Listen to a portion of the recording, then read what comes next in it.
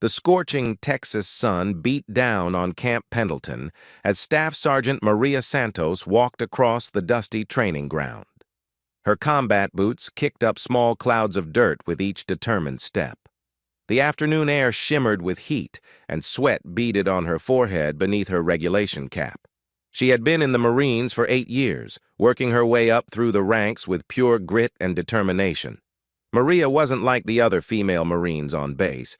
Standing at 5 feet 6 inches, she possessed a lean but powerful build that came from years of rigorous training.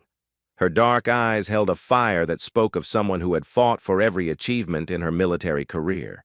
Growing up in a rough neighborhood in East Los Angeles, she learned early that respect wasn't given freely. It had to be earned, sometimes the hard way. The mess hall buzzed with the usual chatter of Marines finishing their lunch. Tables filled with soldiers in desert camouflage uniforms created a sea of tan and brown throughout the large facility. The smell of institutional food mixed with the underlying scent of military-issue soap and starched uniforms. Maria grabbed her tray and moved through the serving line, nodding to familiar faces as she collected her meal.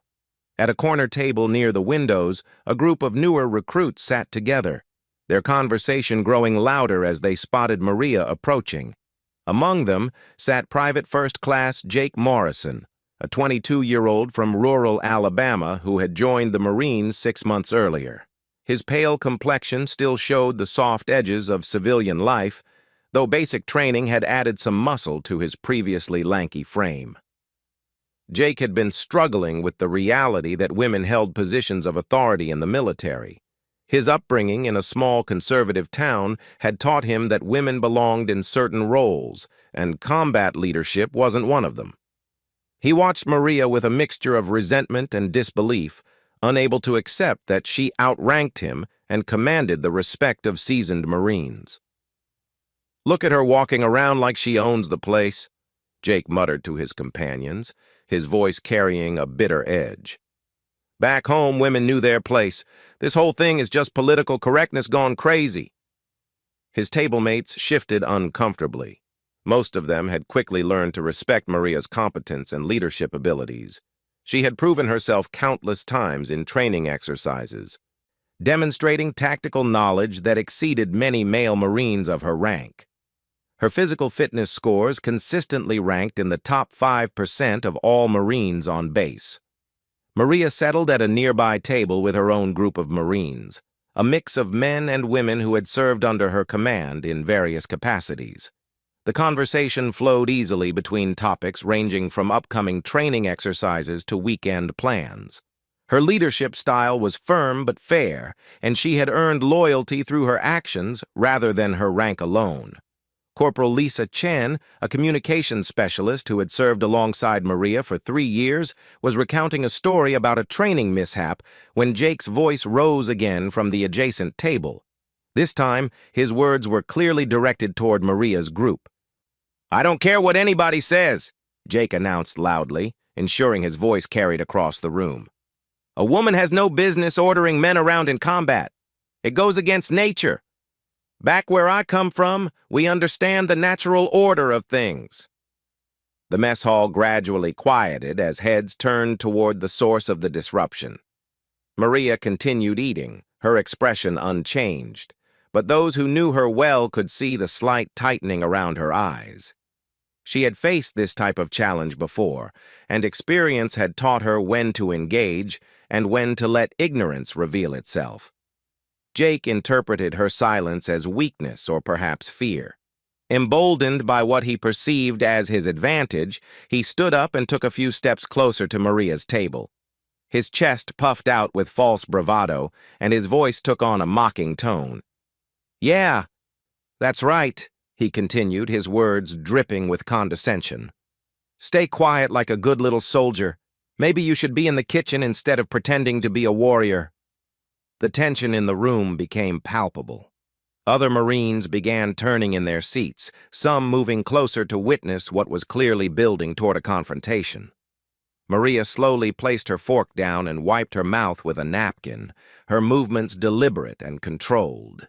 She stood up gracefully, her posture straight and professional despite the obvious provocation.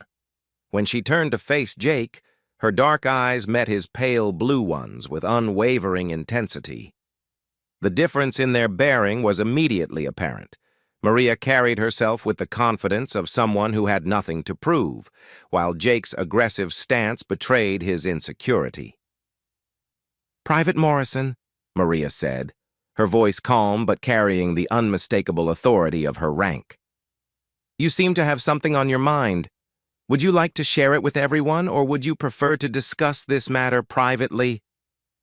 Jake's face reddened, partly from embarrassment at being called out, and partly from anger at what he saw as disrespect.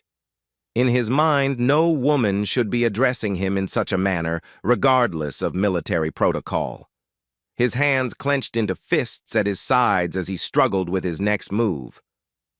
"I don't take orders from women," he declared loudly, his voice echoing off the mess hall walls. "And I sure as hell don't need to explain myself to some girl playing dress-up in a Marine uniform." A collective intake of breath swept through the room. Even the newest recruits understood that Jake had just crossed a line that couldn't be uncrossed. Disrespecting a superior officer was serious enough, but the blatantly sexist nature of his comments made the situation exponentially worse. Maria's expression didn't change, but something shifted in her stance. Years of training, both military and from her childhood on tough streets, had prepared her for moments like this.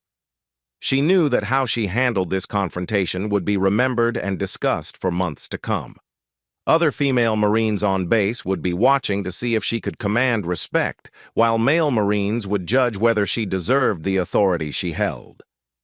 The mess hall had become completely silent except for the hum of the air conditioning system. Nearly 150 Marines sat motionless, their attention focused entirely on the unfolding drama. Some pulled out their phones, sensing that whatever happened next would be worth recording. Jake took another step forward, his aggressive posture becoming more pronounced. His military training warred with his personal prejudices, creating a dangerous combination of competence and stupidity. He had the physical skills of a Marine, but lacked the wisdom to know when he was walking into a trap of his own making. "You want to know what I think?" Jake continued, his voice rising with each word. "I think you've been coasting on political correctness and special treatment. I think when real combat comes, you'll fold like every other woman when things get tough." Maria remained perfectly still, allowing Jake to dig his hole deeper with each word. She had learned long ago that angry people often defeated themselves if given enough rope. Her silence wasn't weakness. It was strategy. The anticipation in the room grew thicker as Marines began placing silent bets on how this confrontation would end. Some expected Maria to report Jake to their commanding officer, while others wondered if she might respond with words of her own.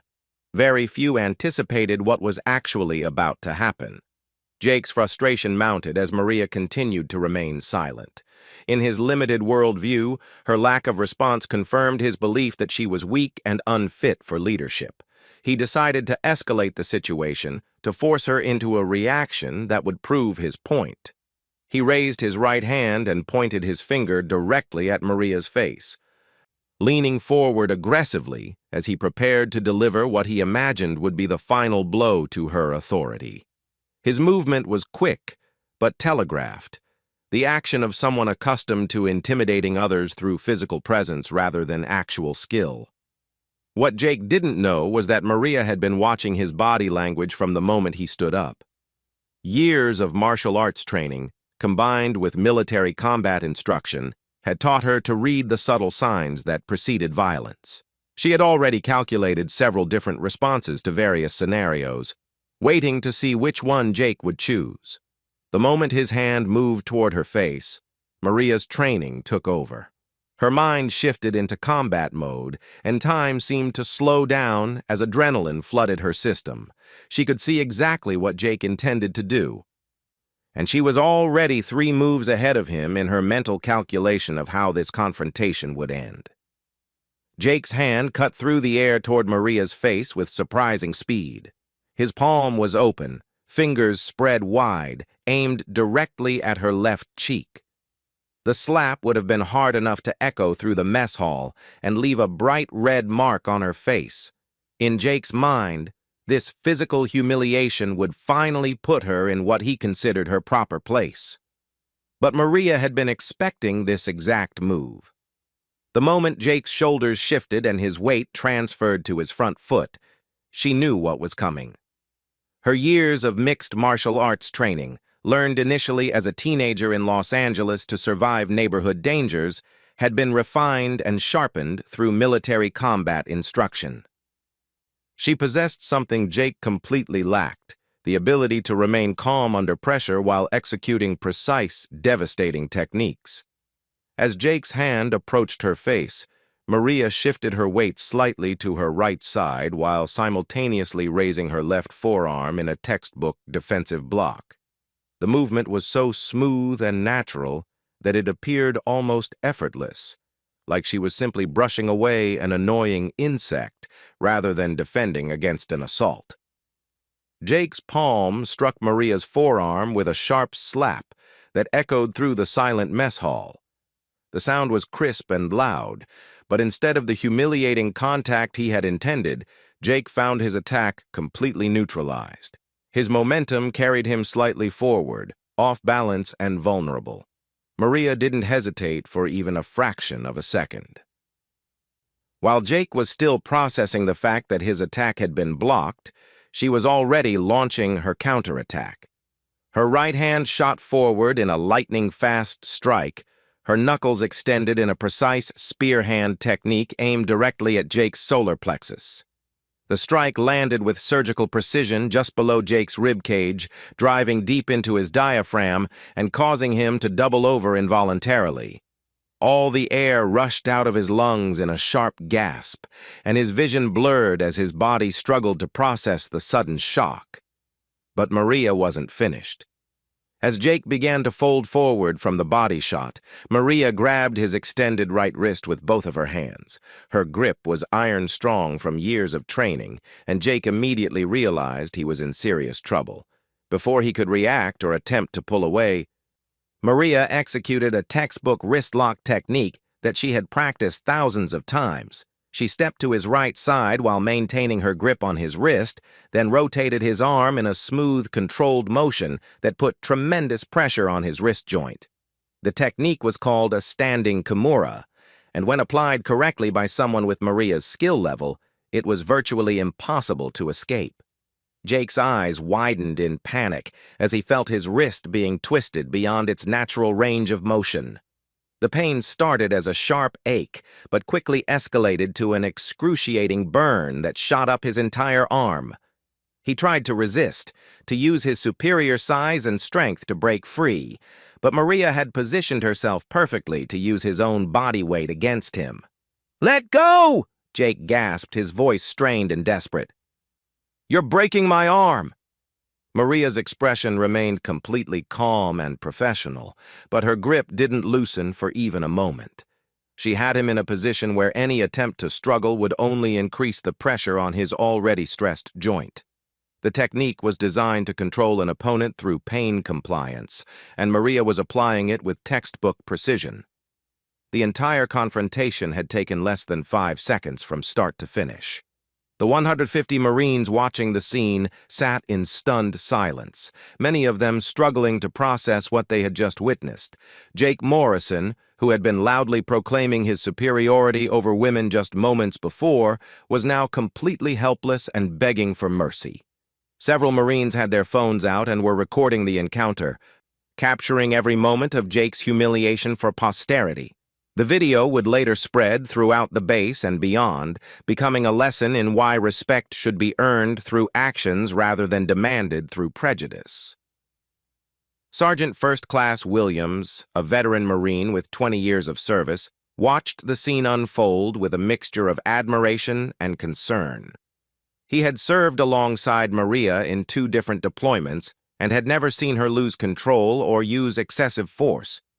But he also knew that the situation needed to be de-escalated before it went too far.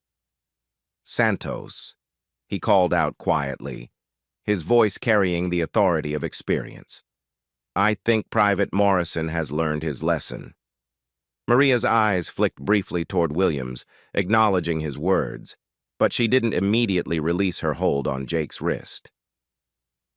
She wanted to make sure the lesson was thoroughly learned, not just by Jake, but by every Marine in the room who might be harboring similar attitudes. Jake's face had turned pale, and sweat was beginning to bead on his forehead from the combination of pain and humiliation. His free hand was grasping at empty air, trying to find some way to relieve the pressure on his trapped arm. Every movement he made only emphasized how completely outclassed he had been. "Do you understand now, Private Morrison?" Maria asked, her voice still calm and professional despite the circumstances. "Do you understand why rank and respect aren't determined by gender?" Jake nodded frantically, his earlier bravado completely evaporated. "Yes, ma'am," he gasped out, the proper military courtesy coming naturally now that he understood the reality of his situation. "I understand." Maria held the position for another few seconds, ensuring that the lesson was burned into Jake's memory, then released his wrist with a smooth motion that left him stumbling backward. Jake immediately cradled his injured arm against his chest, his wrist already beginning to swell from the pressure that had been applied to it. The silence in the mess hall was deafening. Nobody moved or spoke as the reality of what had just happened settled over the room. Maria calmly straightened her uniform and picked up her tray, as if nothing unusual had occurred. "Corporal Chen," she said to her companion at the table, her voice returning to its normal conversational tone. "Were you finished telling us about that communication equipment malfunction?" Lisa Chen blinked in surprise, then quickly recovered her composure. "Yes, ma'am," she replied, following Maria's lead in treating the incident as a minor interruption rather than a major confrontation. Jake stood in the center of the mess hall, still holding his injured wrist, as the reality of his situation began to sink in. He had challenged a superior officer, been publicly humiliated, and was now facing potential disciplinary action that could end his military career before it had truly begun. The other Marines slowly began to resume their conversations, but the atmosphere in the room had changed completely. Word of the incident would spread throughout the base within hours, and Jake's reputation would be permanently damaged. More importantly, Maria's handling of the situation would become legendary, a story told to new recruits about the importance of respecting all Marines, regardless of gender. Dr. B. Patricia Hughes, a Navy physician who had been eating lunch at a nearby table, approached Jake with her medical bag. She had witnessed the entire confrontation and could see that his wrist was already showing signs of significant injury. "Private, I think you need to have that wrist examined," she said professionally. "It looks like you may have sustained some ligament damage." Jake nodded numbly, still trying to process how quickly his day had gone from bad to catastrophic. As Dr. Hughes led him toward the medical facility, he cast one final glance back at Maria, who was calmly eating her lunch as if nothing had happened. The incident had lasted less than 10 minutes from start to finish, but its effects would ripple through the base community for months to come. Video footage of the confrontation would be analyzed frame by frame, becoming a case study in both military discipline and combat effectiveness. For Maria, it was just another day in her military career, another challenge met and overcome through skill and professionalism. She had proven once again that respect was earned through competence, not granted through prejudice, and that underestimating someone based on gender could be a painful mistake. The base medical facility hummed with activity as Dr. Patricia Hughes carefully examined Jake Morrison's injured wrist. The X-ray machine's mechanical whir filled the small examination room while Jake sat on the edge of a hospital bed, his face a mixture of pain and embarrassment. His right wrist had swollen to nearly twice its normal size, and the discoloration was already beginning to show the angry purple and black bruises that would mark his humiliation for weeks to come. "Well, Private Morrison," Dr. Hughes said as she clipped the X-ray images to the light board, "you have a severely sprained wrist with possible ligament damage. The good news is that nothing appears to be broken, but you'll be in a cast for at least 6 weeks, followed by several months of physical therapy." Jake stared at the images of his injured joint, the white bones stark against the dark background of the film. The reality of his situation was finally beginning to sink in. Not only had he been completely outmatched and humiliated in front of 150 fellow Marines, but he was now facing a significant injury that would impact his training and career prospects. "Doctor," Jake said quietly, his voice hoarse from the earlier confrontation, "will this affect my ability to complete my military obligations?" Dr. Hughes looked at him with a mixture of professional compassion and barely concealed disappointment. As a Navy officer who had worked alongside Marines for 15 years, she had witnessed countless examples of both courage and stupidity. Jake's case clearly fell into the latter category. "That depends on several factors," she replied, while preparing the casting materials. "Your wrist will heal, but there may be some permanent stiffness that could affect your performance in combat situations. More importantly, Private, you're facing potential disciplinary action that could be far more damaging to your career than any physical injury." As Dr. Hughes worked on applying Jake's cast, word of the mess hall incident was spreading throughout Camp Pendleton like wildfire. Marines gathered in small groups, discussing what they had witnessed and sharing cell phone videos that captured every moment of the confrontation. The footage was crystal clear, showing Jake's aggressive approach, his attempted strike, and Maria's lightning-fast response that left him completely helpless. In the base commander's office, Colonel Michael Patterson sat behind his desk reviewing the preliminary incident report. Patterson was a career Marine with 25 years of service, and he had seen virtually every type of disciplinary problem that could occur on a military installation. However, the situation involving Jake Morrison and Staff Sergeant Santos presented some unique challenges. Major Jennifer Taylor, the base's legal officer, knocked on Patterson's door and entered with a thick folder containing witness statements and video evidence.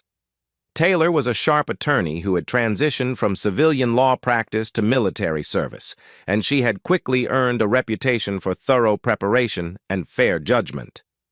"Colonel," Taylor began as she settled into a chair across from Patterson's desk, "I've reviewed all the available evidence regarding the Morrison-Santos incident.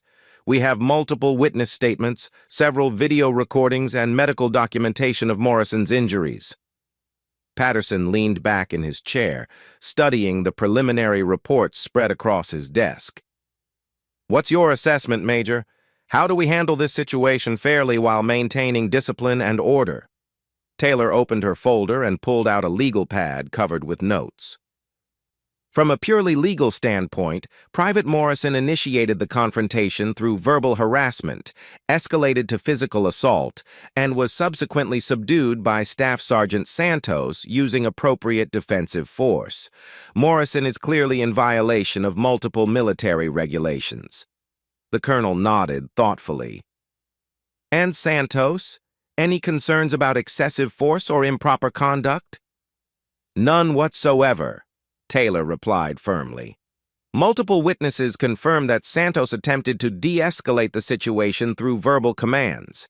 She only used physical force after Morrison attempted to strike her, and she immediately ceased her defensive actions once Morrison was controlled. Her response was textbook military training." Meanwhile, in the Marines' quarters, Jake's bunkmates were packing his belongings while he remained in the medical facility. The atmosphere in the barracks was tense, with Marines divided between those who felt sympathy for Jake's injury and those who believed he had gotten exactly what he deserved. Private First Class David Chen, Lisa's younger brother who had arrived at the base just 2 months earlier, was among those helping to pack Jake's gear. David had grown up in San Francisco with strong values about equality and respect, and Jake's behavior had disgusted him from the beginning. "I don't understand how someone can be so stupid," David said to his roommate while folding Jake's uniforms. "Santos has more combat experience than half the men on this base. Morrison picked the worst possible person to mess with." His roommate, Private Marcus Johnson from Detroit, nodded in agreement. "My older sister serves in the Army, and she's faced the same kind of garbage from ignorant guys who think women can't fight. The difference is, Santos had the skills to back up her rank." The conversation was interrupted by the arrival of Gunnery Sergeant Robert Martinez, a tough veteran with deployment experience in both Iraq and Afghanistan. Martinez had served under Maria's command during their previous deployment, and he had personally witnessed her courage and competence in combat situations. "Listen up, Marines," Martinez announced to the room. "I know there's been a lot of talk about what happened today, and I want to set the record straight. Staff Sergeant Santos is one of the finest Marines I've ever had the privilege to serve alongside. She's saved lives, led successful missions, and earned every bit of the respect she commands." The room fell silent as Martinez continued his impromptu speech. His words carried the weight of someone who had seen actual combat and understood the difference between military posturing and genuine capability. "Private Morrison made a choice today," Martinez said, his voice growing more intense. "He chose to disrespect a superior officer, challenge military discipline, and assault a fellow Marine. The consequences of those choices are his responsibility alone." Back in the medical facility, Jake was finally alone with his thoughts as Dr. Hughes finished applying his cast. The stark white plaster encasing his wrist served as a constant reminder of his spectacular failure and poor judgment. He stared at the ceiling tiles, replaying the confrontation over and over in his mind, trying to understand how everything had gone so wrong so quickly. A soft knock on the door interrupted his brooding. Chaplain William Rodriguez entered the room, carrying a small Bible and wearing the gentle expression that had comforted countless Marines during their darkest moments. Rodriguez was a former Marine himself who had transitioned to religious service after completing his military obligations. "Private Morrison," the chaplain said quietly, "I heard about your situation and thought you might appreciate some company." Jake looked at the chaplain with eyes that reflected a mixture of shame and confusion. "Chaplain, I really messed up today. I don't even know how to begin fixing this." Rodriguez pulled up a chair beside Jake's bed and sat down, his presence immediately creating a sense of calm in the sterile medical room. "Son, we all make mistakes. The measure of a person isn't in avoiding failure, but in how we respond when we fall short of our ideals." Over the next hour, Chaplain Rodriguez listened as Jake poured out his frustrations and fears. The young Marine talked about his upbringing in rural Alabama, his struggles to adapt to military life, and his difficulties accepting the changing role of women in modern society. "I was taught that men should protect women," Jake said, his voice breaking slightly. "I never learned how to respect a woman who could protect herself better than I could." The chaplain nodded with understanding. "Growth requires us to question our assumptions and expand our perspectives. Perhaps this experience, as painful as it is, can be the beginning of important personal growth for you." While Jake grappled with his situation in the medical facility, Maria was conducting her regular afternoon training session with a group of junior Marines. The training ground was filled with the sounds of combat practice, the sharp crack of simulated gunfire, the thud of boots on packed earth, and the shouted commands of instructors guiding their students through complex tactical exercises. Maria moved through the training area with fluid confidence, observing each Marine's performance and offering corrections when necessary. Her earlier confrontation with Jake hadn't affected her demeanor or professional focus in the slightest. She treated the incident as a minor interruption rather than a significant event. Corporal Lisa Chen approached Maria during a break in the training exercise. Lisa had been worried about her friend and mentor, concerned that the day's events might have been more emotionally challenging than Maria was letting on. "Sergeant Santos," Lisa said quietly. "Are you doing okay after what happened today?" Maria looked at her with a slight smile that reflected both confidence and weary experience. "Corporal Chen, I've been dealing with men like Morrison since I was 16 years old. Today's incident was actually resolved more quickly and cleanly than most." The training session continued for another 2 hours, with Maria demonstrating the same patient instruction and tactical expertise that had earned her the respect of her peers. Her ability to compartmentalize the earlier confrontation and focus entirely on her professional responsibilities impressed even the most experienced Marines present.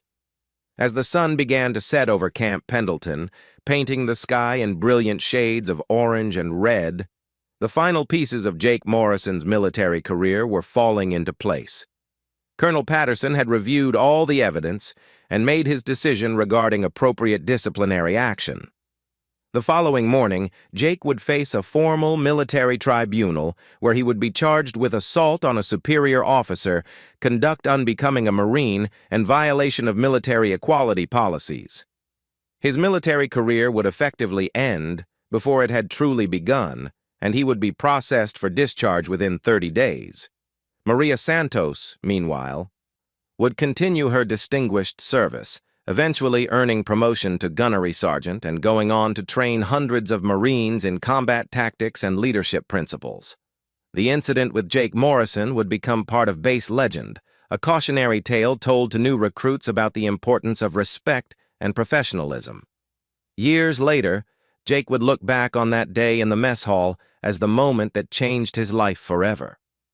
The humiliation and consequences of his actions would force him to examine his prejudices and assumptions, eventually leading to personal growth and a career in social work helping veterans adjust to civilian life. The story would be retold countless times throughout the Marine Corps, always with the same moral lesson: that true strength isn't determined by gender, size, or background, but by character, training, and the courage to stand up for what's right. Maria Santos had demonstrated all three qualities in the space of 10 seconds, earning a place in Marine Corps folklore that would outlast her entire career. The 150 Marines who witnessed that confrontation would never forget the sight of Staff Sergeant Maria Santos standing calmly in the mess hall, having just proven that respect must be earned through actions, not demanded through prejudice. Her lesson was taught with precision, delivered with authority, and remembered with lasting impact by everyone present that day.